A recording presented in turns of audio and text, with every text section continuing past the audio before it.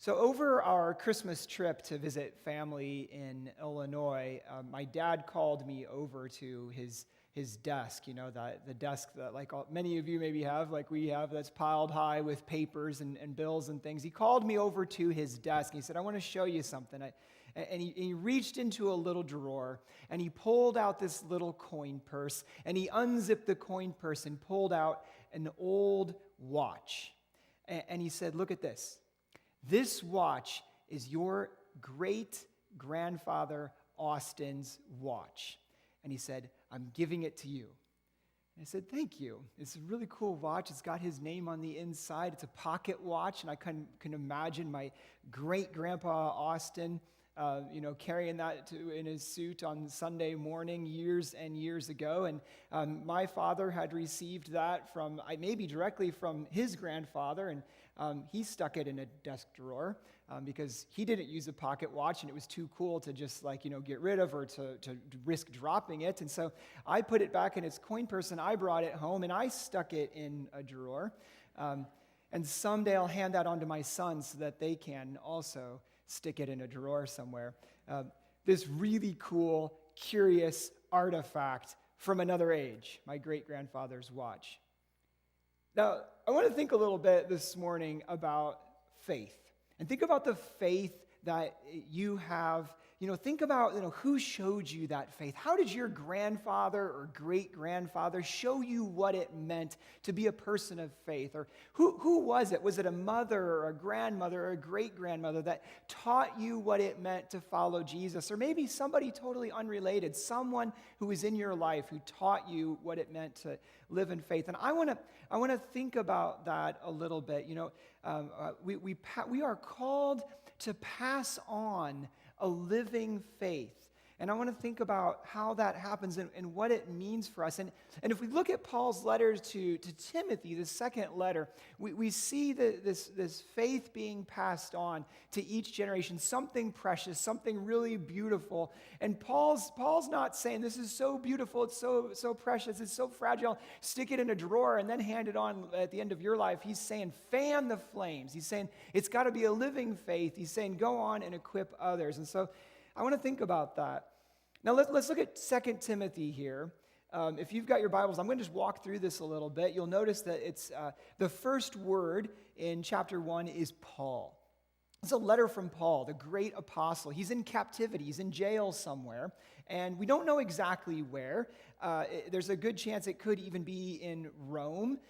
We don't know where Timothy is, but we know that Timothy is close enough that Paul can say, come before winter. Paul says, bring my coat, it's going to get cold. So we know he expects that it's actually possible for Timothy to make that trip. And he's writing to Timothy. Who is Timothy? A couple of things we know about him. He's got a Jewish mother. He's got a Gentile, that is non-Jewish father, which kind of means that Timothy wasn't accepted in either world, right? He wasn't Jewish enough to be Jewish, and he wasn't Gentile enough to be Gentile. And so, who is his family of faith? But he finds a home within the gospel in the Christian church, and Paul takes him on really as his right-hand man. And you see Paul naming Timothy several times, and I'll come back to this, but saying, I'm going to send Timothy to you. Timothy will fill your heart with joy. Timothy, this student, this kind of up-and-coming leader in the church. And in fact, 2 Timothy is a lot like Paul's letter to the Philippians, because in Philippians, there's this Timothy is named at the beginning of the letter, and in Philippians he talks about how he's going to send Timothy and to help teach them. But what's different in 2 Timothy here in this letter is that there's an urgency. If you look at chapter 4, verse 6, you can see that Paul says, I'm already being poured out like a drink offering. The time has come for my departure. And let me translate that for you. I'm going to die soon.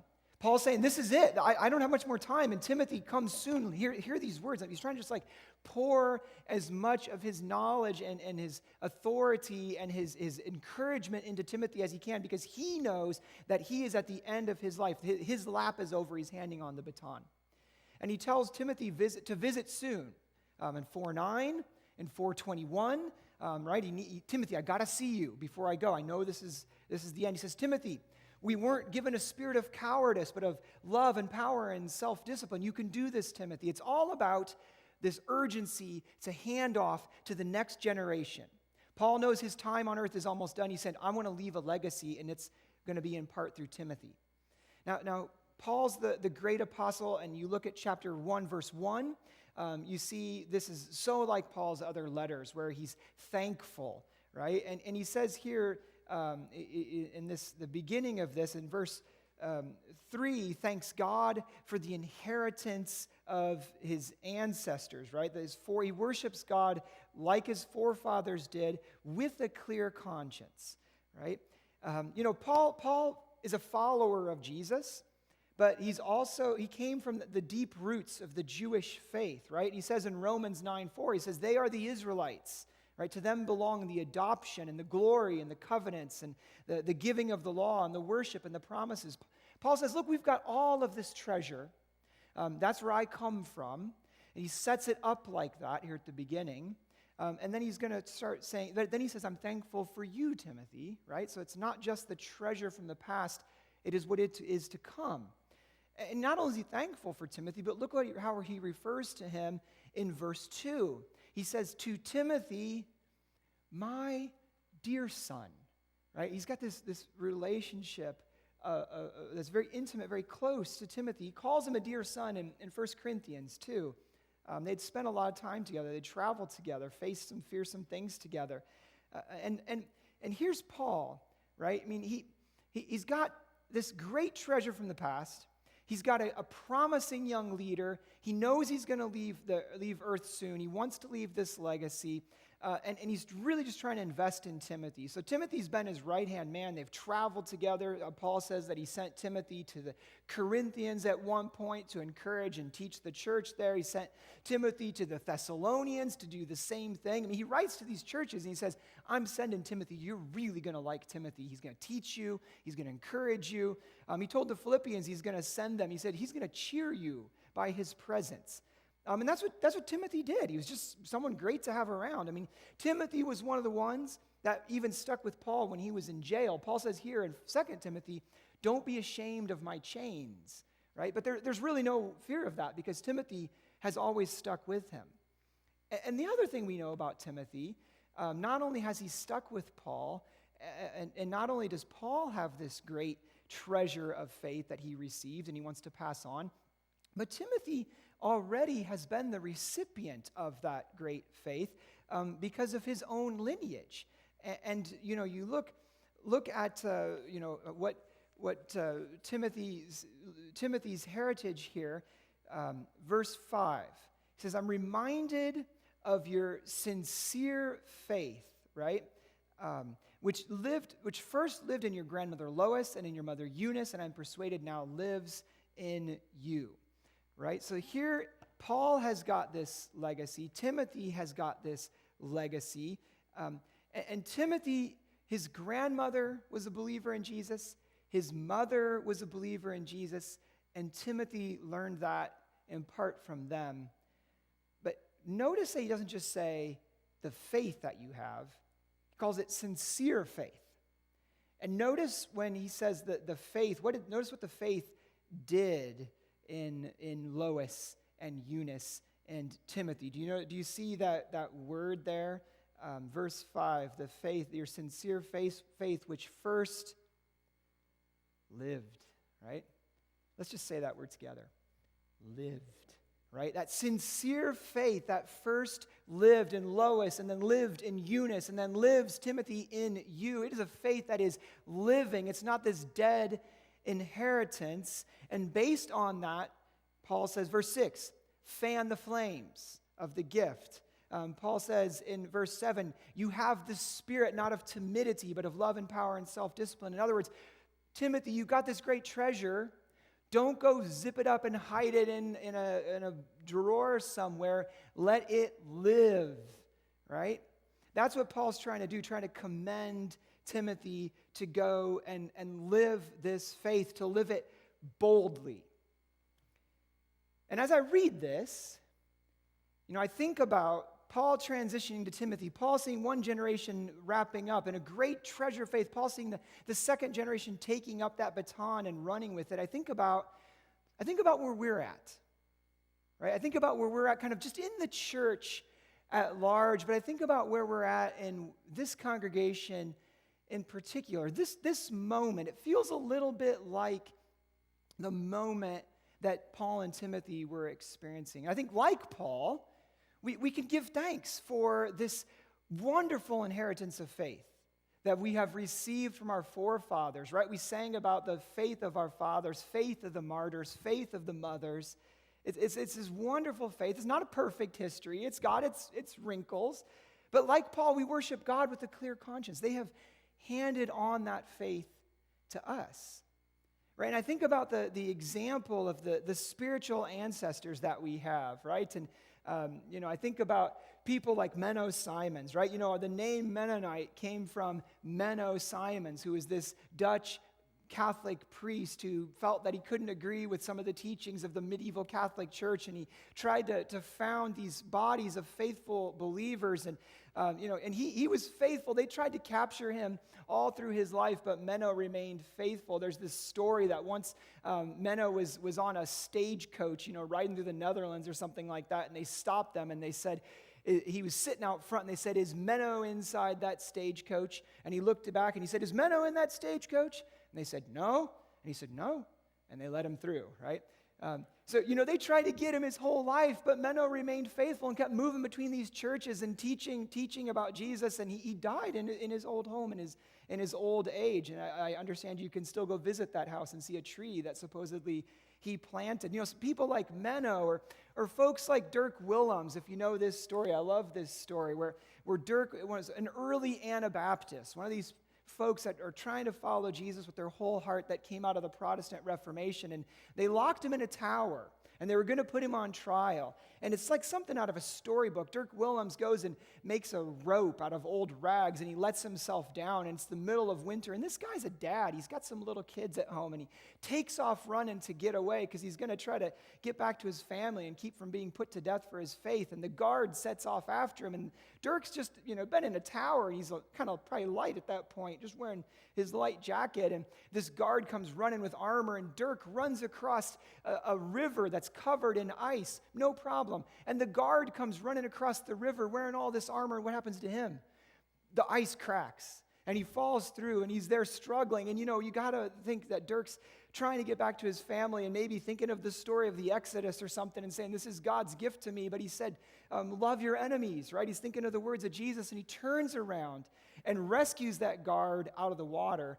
And then the commander of the guard actually makes him arrest Dirk and put him back in the tower, and they eventually kill him for it. I mean, this following Jesus, faith of the martyrs, or I think about like the Swiss Volhinians, right? The Schrags and the Kaufmans and the Stuckies and the Grabers and the Krabels and all those names, a few Roths maybe thrown in there somewhere, but all those folks that moved to try to practice their faith and ended up in Russia, and then ended up ended up in the United States and in Canada and different places. And the original folks that came to West Zion, folks that were in Iowa, right, the Zion Mennonite Church, and then came to Kansas and made a new life here. I mean, I think about these faithful fathers and mothers, that treasury of faith. And my sons, they mow the cemetery, and sometimes I go out there, drive Elijah out or something like that, and I walk around and I see all those old headstones. And there's that really big one for Reverend William Golly, one of the first kind of leader, pastor of the church. I see so many names. Some of them the same last names that we still see in our church, some not, and some of them infants. And I always imagine those people back then on that wide open Kansas prairie. And I imagine the wind blowing, and just like it does when we're out there sometimes in the cold of winter as we commend our beloved dead to the earth. And I think of them just having children and faithfully making a go of it here on the land. And those are, some of those are direct ancestors, some of those are spiritual ancestors. But think about, who was it for you, right? Who's your Lois? Who's your Eunice, right? Who were your fathers and grandfathers and grandmothers and mothers, people who invested in you and passed on that living inheritance of faith? Who was that for you? I mean, I know my grandparents, especially on my mom's side, they were so faithful to pray for us. We'd gather at their house on Christmas Eve, and my grandfather would read the Christmas story to us, and all the little grandkids would be around that, and you would think, oh, we just want to get to the presents, but those memories stick with me. That impacts a kid, right? Who was that for you that passed on that treasury of faith? Or I think about contemporary examples of faith, like the work of MCC or MDS, right? The MCC, Mennonite Central Committee, doing relief in the name of Christ. Or maybe you've heard that in Africa, in some countries, these comforters that we make. And about a month or so ago, we had the junior high youth group. We were tying a comforter together, and we're going to do that again in the future. But these comforters that we make, and then we bale them up and we send them to places that are in dire need. And in Africa, and some of these places that have received comforters, they call them Mennonites, right? Like the comforter is called a Mennonite because that's all they know, but they're so thankful for that. Or MDS, Mennonite Disaster Service, that has gone and picked up after storms and helped people rebuild.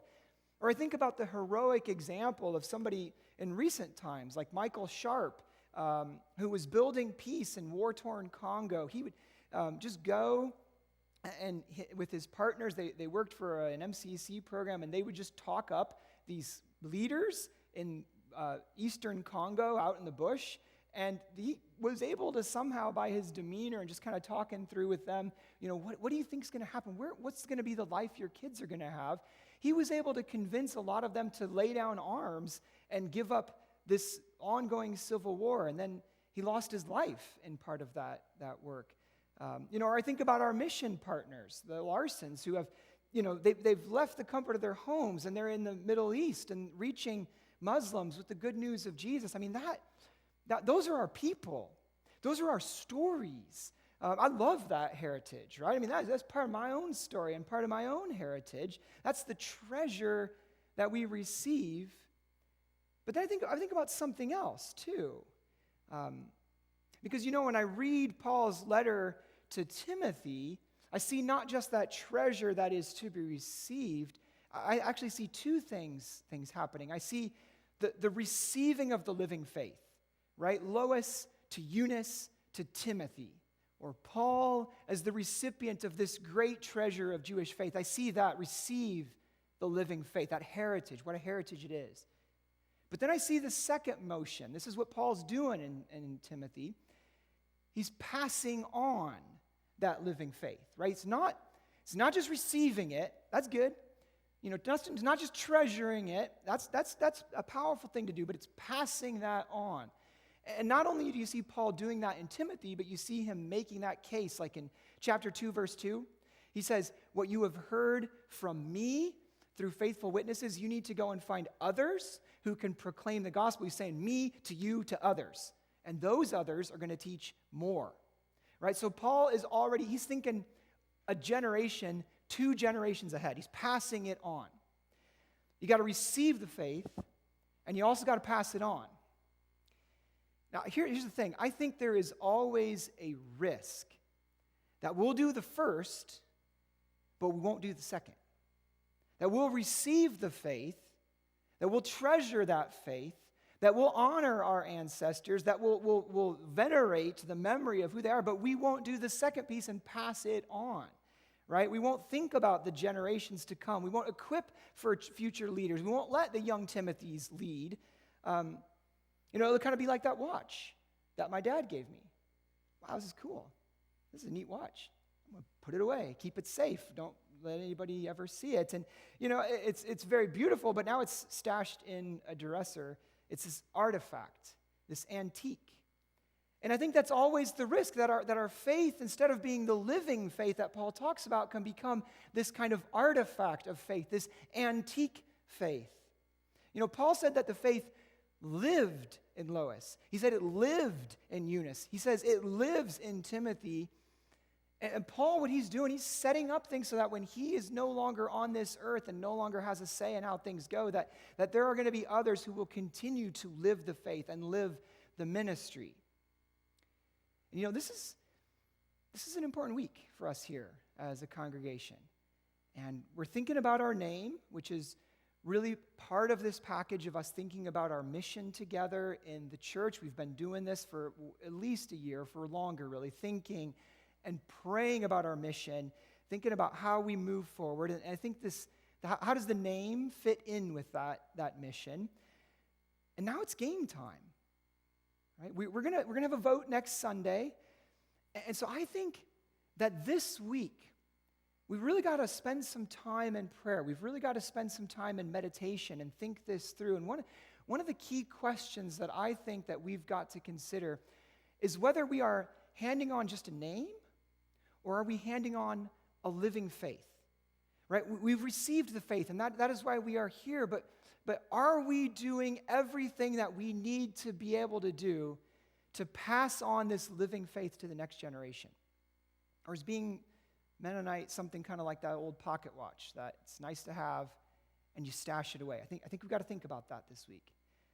And I don't know how many times I've talked to people.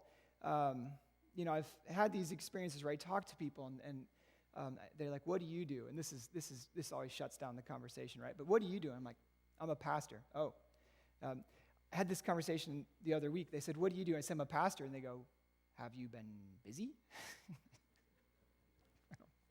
I guess. I'm a pastor. And what kind of pastor? Well, Mennonite pastor. And then this is what I always hear. My grandma was a Mennonite. It's always the grandmas. My grandma was a Mennonite. And then you know what I always say? I said, "Well, what about you? Come on back," right? But they're never there. It's the grandmas, right? Or a couple years ago, I went to the Schmecca annual meeting. They had a speaker I wanted to hear, so I went to Schmecca annual meeting, the Swiss Mennonite Cultural and Historical Association. I went to their annual meeting, and folks, this place was packed out. The room was full.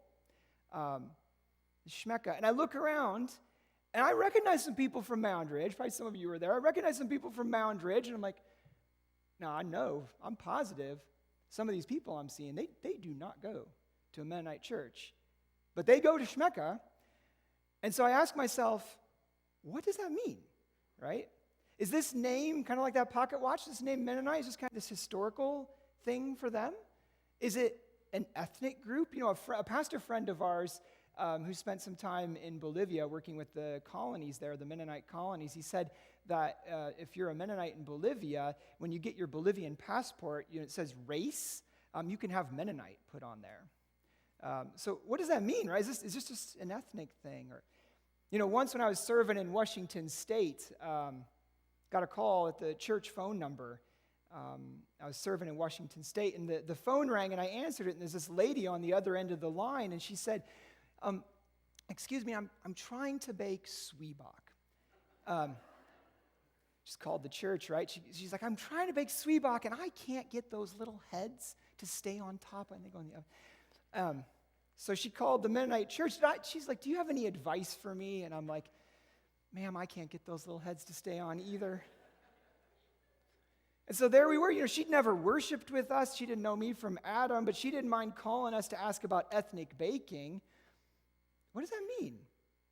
Or I talked to Simon Rendon. He's a pastor in Oregon. I talked to him last week. He serves an English and a Spanish-speaking congregation. They meet in the same building there in Oregon. And they've recently changed the name of their church. He said that in his area, when Hispanic people think about Mennonites, do you know what they think of? They think of cheese. Most of them are from Mexico. They think of the colonies in Chihuahua. And the Mennonites in Chihuahua, they make excellent cheese called Mennonite cheese, queso Mennonita. I know there's some other places like Bolivia where you can get queso Mennonita. It is good, creamy, white cheese. A lot of people like it. But the problem is that he doesn't want them thinking about cheese. He wants them to think about Jesus and come worship with him, right? Worship in the Mennonite church. They're happy to want the occasional Mennonite cheese, but would they ever worship in a Mennonite church? What does that mean? Or I listened to Pastor Tim Amor in Beatrice, Nebraska. And Beatrice Mennonite Church, they just recently changed their name to Summit Street Church. They're on Summit Street. He says that since they did that at Easter, they've had new people come to visit every single week, right? A couple new people every week. Whereas in Beatrice Mennonite, when it was called Beatrice Mennonite, they'd only have a couple new people a year. What does that mean? Imagine how exciting that would be, just to have a few new people checking us out each week, to get a chance to know us, to hear us worship, to praise God with us. I talked to a pastor of a church that changed its name, and he's like, people have to have a chance to know us. He goes, I have never been to a Mennonite church where the people weren't super nice and really fun to be with, right? People have to have that chance to know us. And part of what I'm wondering right now, and part of what I hope we can think about this week, is how we pass on our Mennonite faith and our Mennonite values, which I think at their core, when we get them right, they're really faith in Jesus and Jesus values. And it's things like, what are those values? It's things like peace, it's simplicity, it's humility. One time somebody was talking to me and he goes, do I have to become a Mennonite to become as humble as you? I'm like, well, I don't know about that, but it's humility. It's the centrality of the scriptures. It's following Jesus in daily life. How do we pass those things on? And part of the question that I'm wondering about right now is if the name has to be there for the values to be there. In fact, I'll go one further. Are there ways that sometimes the name Mennonite can hinder us from passing on Mennonite values? I don't know. Think about that. And I wonder if the best way that we honor our spiritual ancestors is maybe not so much by passing on a name, but by passing on a living faith in Christ Jesus. That song that we sang, Faith of Our Fathers, Faith of the Martyrs? It says, we will be true to thee. Do you know who the thee is in that song? It's not our ancestors. It's not our fathers and mothers. The thee is God, right? We will honor you, our ancestors who we treasure, by being faithful to God. We'll pass on a living faith in Jesus Christ. And Menno Simons, where Mennonite came from, he never set out to start a church with his name. He never said, I'm going to be on top. We're going to call this church the Mennonite Church. He never called the people he shepherded Mennonites. He just referred to them as Christians, and he called them the brethren, which both are words from the New Testament. And in fact, Menno even went in the other direction. At the beginning of every one of his works, he wrote 1 Corinthians 3:11, for no one can lay any foundation other than the one that has been laid, and that foundation is Jesus Christ. When someone criticized Menno and they said, why do you have all these people that are called Mennonites, and there's Abites and Melchiorites and all these different ites, and Menno says, we're not that divided, we're Christians, right? Menno wasn't the foundation. He was always pointing away from himself and to Christ. Brothers and sisters, we will be judged not just by how well we received the faith, but by how well we passed it on. And we can look back in gratitude, but we also have to look forward in mission. And that for me is the question. Are we doing everything possible to not just treasure the faith, but to pass on a living faith? Are we removing barriers to newcomers so that they can connect into this living faith that we share, into the community of Christ? Right? Are we doing that? And Paul said, fan the flames. Right? So let's do everything possible to fan the flames of our faith in Jesus. And Paul says we haven't been given a spirit of timidity, but of power and love and self-discipline. So let's be bold for Jesus. We're at this moment. Let's ask ourselves how we can not just receive this precious treasure of the faith, a beautiful faith, the faith of our fathers and mothers, a faith I love, how we can not just receive it, but how we can take that faith and make an impact and pass it on for generations to come to know Jesus. Thanks be to God for his great faithfulness to us.